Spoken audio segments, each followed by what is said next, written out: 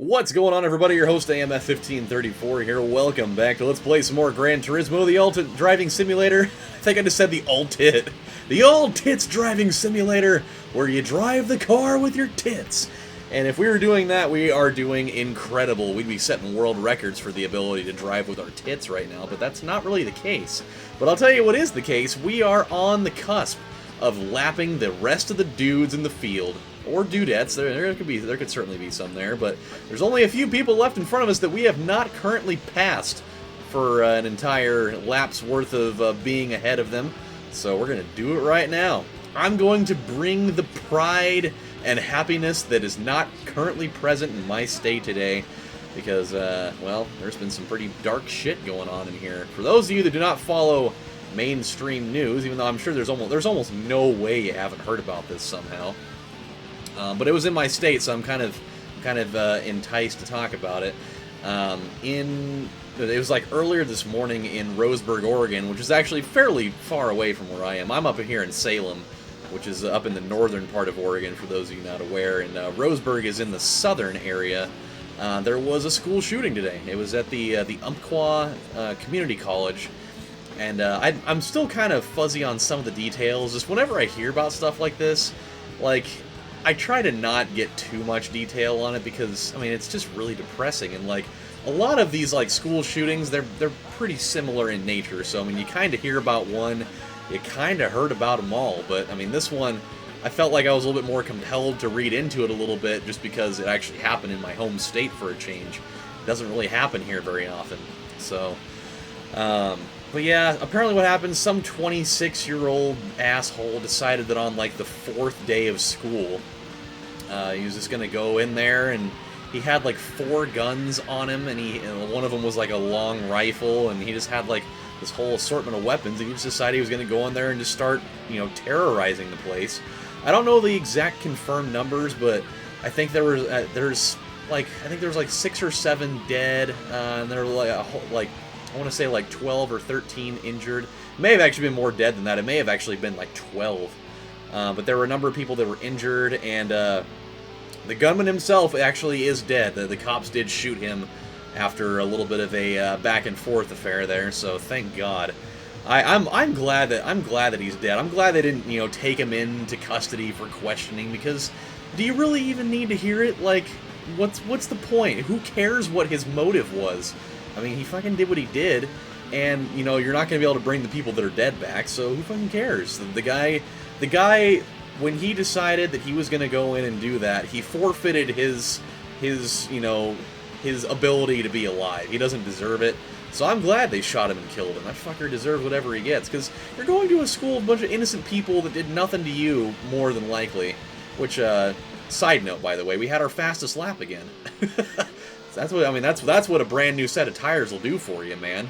Within just a couple of laps of doing that, we're posting up our best lap times ever. So anyway, back to it. It's just whenever somebody decides to go do that, you don't deserve to be alive anymore. Like, you're forfeiting your life along with taking theirs. So, you know, I think that anytime that sort of thing happens, there's no reason to detain these people. Like the guy that went and shot up the church I think it was in Alabama.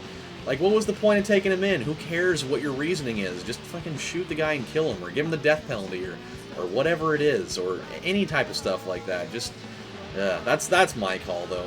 But it was interesting hearing a lot of different like viewpoints from people that were in there.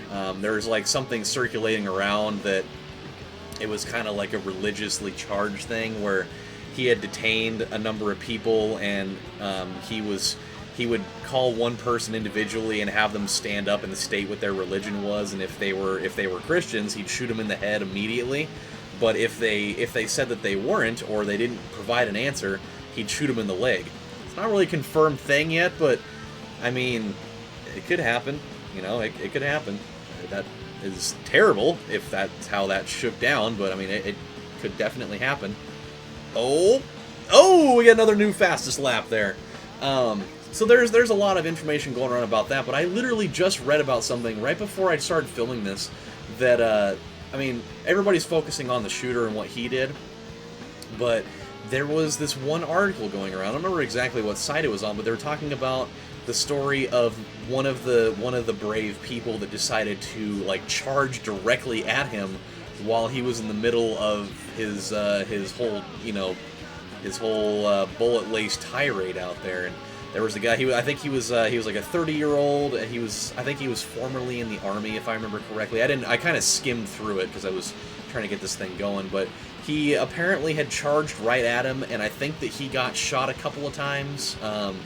He definitely lived through it, so I mean there's definitely some silver lining in this. But he charged right at him to try to divert attention away so that other people could get out of harm's way, essentially, and he kind of went martyr on that, and he ended up getting hit a couple of times, but he lived through it. And like it would have been really sad if he died, because it was apparently his son's birthday today. And so, man, how awful of a birthday would that kid have for the rest of his life, knowing that his dad died on his birthday getting shot by a fucking terrorist at school, nonetheless. It's so bad. So, yeah, dude, it's a bummer. I get so upset hearing about these things anymore, because it seems like they're just happening so much. Like there's just and they always talk about oh, you gotta increase the gun control laws. It's like, but I mean, Oregon's like it's that particular area is a gun-free zone, like that's what happens when you take away the guns. Like how did the shooting stop? When the cops with guns showed up. You can't, I mean, if you make it a gun-free zone, you're making it a gun-free zone for everybody else besides the criminals with the guns. Like that's kind of the problem with like Chicago and like Illinois right now, is they're a gun-free zone, but they got a shitload of crime out there, man. Like, I mean, you're taking away the guns from the law-abiding people who don't abuse that sort of thing. You're just pretty much saying like, well, nobody's really going to be able to defend themselves if it comes down to a point of criminals busting into your house with guns, or into public areas like this. And yeah, it's bad. So that was not a good thing. That's certainly not the type of thing that you want to wake up to. That was the first bit of news that I heard about when I woke up this morning, and no bueno, by the way. But other good news, in a far more minuscule degree, my finger, the finger that I told you guys about in that episode of God of War, my finger that I cut on that rusty water heater is definitely starting to heal. I mean, it's definitely got a little bit of darkness to it, but I mean, anytime you get a cut that's fairly deep like that, it's gonna happen. But I mean, I've been taking care of it pretty well. I mean, I've been putting antibiotic stuff on it for days now, and it's healing. It's healing. So no tetanus shot needed, my friends. Hooray! I can tell those doctors to shove it, because they're not going to be sticking their needles of an injustice and pain into my arms, or wherever it is that they'd be putting it. But it's all good. I kind of had a feeling that I wouldn't really need to do it, just because I was like so immediately proactive in getting that thing cleaned up, and just with the raw amount of like bleeding that it did up front, I kind of took away a lot of my paranoia of whether I was going to really need to have that done or not. And my whole working for a health food store / natural pharmacy of sorts really kind of helped out a little bit there, so we're good. It's definitely still a little sore, but there's no redness around it. I haven't been getting, weird, sharp muscle spasms in like my neck and other parts of my body, which are like the textbook signs of tetanus setting in. So I think we're good. I think we're freaking good. So, hey, I'm passing you again. That's not the first time. That is certainly not the first time we've been down through that rodeo before. So, hooray, hooray, Come see, come saw. I mean, 1, 2, 3, 4, get your woman on the floor, because you gotta get up to, the dance floor peripheral in order to get down, which is, a sort of term used for dancing, and or having engaging in coitus, where you're inserting your flesh rod into her meaty roast beef curtains. That's really gross. That's taking it one step too far. I think the fleshy rod is one thing, but just the referring to a woman's, you know, freaking bits down there, calling them roast beef curtains. I think it's one of the all-time grossest terms you could possibly refer to that particular thing as. You know, oh boy, I've heard a lot of things, but just like the visual image of that is pretty gross. I've heard some other ones that are pretty nasty, like stench trench. That one's also pretty bad. That one's pretty bad. For a far different reason, by the way. Not just because the image you get from that is far more heinous up front. But the other one, I don't know. There's just something about the idea of, like, if you were to look at one and then just kind of envision replacing the whole thing with just a couple slabs of roast beef, just kind of, it really doesn't set with you the right way, you know? It's all bad. It is.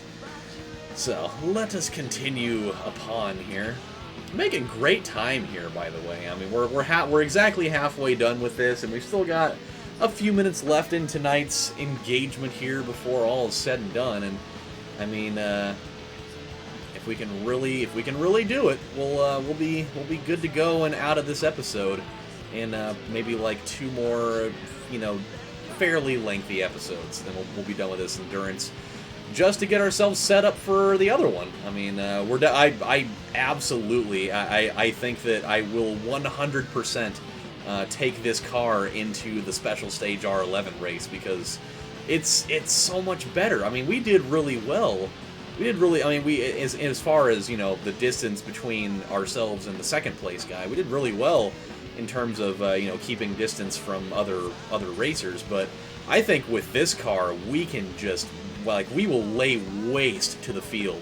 I mean, we're gonna get them right square in the cinnamon ring, man. There's no way we don't kick those dudes in the dirt button with this car. It's gonna happen. So, I mean, who knows? Who knows what's gonna happen? I'll tell you what's going to happen, though. Right after I get done filming this, I need to go get something to eat. The only time I ate earlier today was at like 4 o'clock, and that was just like a little snack. I had a couple of, you know, turkey cheese sandwiches and some cheese balls and a glass of orange juice, which is a particularly strange kind of batch of things to have all at once, but I've been kind of notorious for that in my lifetime. But now I'm starting to get that kind of lack of protein headache right now, where my eyes feel like they're sinking in a little bit, and that's kind of a weird visual to have. that's like a SpongeBob, like Mr. Krabs type of that's the kind of visual that I get for that, where like my eyes are physically sinking all the way into my body. Everybody in my family can do that. Doom doom doom doom doom doom doom doom doom doom. Where he's like alternating his eyes going in and out of his head there. That's not quite what I feel like right now, but you get what I'm trying to convey to you right now through the amazing technology of microphones. Speaking of technology, by the way, I saw this really cool video earlier about this guy that was using, I don't remember what the exact name of the device was, but it pretty much showed like a really up close view of what it actually looks like when like record players are being used to, like, when you're listening to like LPs and whatnot.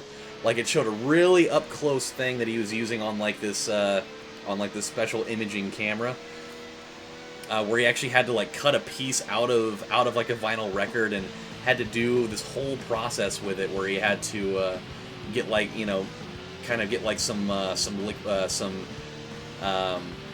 was it? It was like some evaporated silver on there so that it could be imaged properly and all this stuff, and he had to go to like the record store and get like all these pieces for like a used like record player needle, and he had to take it apart and kind of had to jerry-rig his own thing, because he couldn't have anything with like magnets in it or all these different certain components, otherwise it would mess up the imaging that his little device was trying to put together. And then it showed it in he like showed the imaging and it was really cool looking. Like it's like seeing all the different grooves that were in the record, and like showing how like the needle in that thing actually would hit them and kind of scurry across it. It was so cool looking. I've never actually like, it's like the first time that I've really ever actually seen the way that like that record players actually work. Like I knew there was a a really fine needle in there, and I knew that it would kind of, you know, scrape across the record, but it never really occurred to me exactly how like intricate those grooves were in that thing. And so it was really awesome to see that at a really high magnification and seeing it in really, you know, slow progression. I think it was awesome. And then he also showed like really up close views on what like CDs and DVDs look like under that imaging thing, so you can actually see like the data. And it was really interesting to show like how he got the information, like so you could actually see like where the information was being stored on the disc. Where like for like CDs, you can take double-sided tape and put it on the top part of the CD, and just put it on there and rip it off really quickly, and it'll get some of that like fine aluminum material under there, because that's where all the information is actually stored at. And so he showed that under there, and it almost looked like kind of like a Morse code looking thing, because they were like just like little tiny lines, and then really like even smaller ones that kind of almost looked like dots. So it actually kind of looked almost like a Morse code line right there. And the one with the DVD was actually even more intriguing, because it never actually really occurred to me, like the whole thing with dual layer DVDs, where he's like, the guy was like, well, the way that you get the imaging is it's actually more of it's like a sandwich sort of effect to get to the like the part where the data is actually stored. So it showed him taking like an X-Acto knife and peeling the DVD in half, essentially, to get to the little, you know, to get to the the creamy center, so to speak, of the DVD where it had all the imaging on it. And it showed him putting that up against the thing, and while the imaging was really similar, it was a little bit different looking, but still had that same kind of Morse code looking feel to it. And it was so cool. If you guys want to see it, if you follow like I Fucking Love Science on like Twitter or Facebook, that's they just posted the video there today. It's also on YouTube as well. But man, it is one of the coolest things I've seen in a while. Like I didn't know some of the terminology that he was saying during the video with like some of the equipment he was using. But man, really, really intriguing at the same time. So definitely check that out if it's something that you're interested in. I think we'll probably call it good here on this episode in just a minute. I think yeah, once we get up to the finish line here, we'll call it good on lap 35. So we're kind of right around the area where we want to be. I've done a couple really long episodes today, ones that were a lot longer than I had planned. I filmed an episode of God of War today that it was only supposed to be 14 minutes long. Like, I got right to the spot I wanted to be in, and it's at the spot where you're about ready to go up the chain of balance, where like the three judges that kind of tell you where you're gonna go when you die. You kind of get right there, and there's an area where to progress further, you have to go and do a double jump on it and deploy the wings of Icarus, and you'll fly all the way up the chain of balance to this giant cavernous labyrinth type of thing. And I just meant to, I walked over to it, and I just meant to like tell people, like, when we come back next time, we're gonna go check this thing out, and I was gonna like right up here, and we'll go, you know, flying up the fucking thing or whatever. And I went over to it, and I accidentally did the double jump, and I held on to X, and it deployed the wings, and I ended up flying up the thing, and I ended up doing like another 15 minutes worth of gameplay, because I had to go through all of this shit to get to a save point. It just drove me nuts.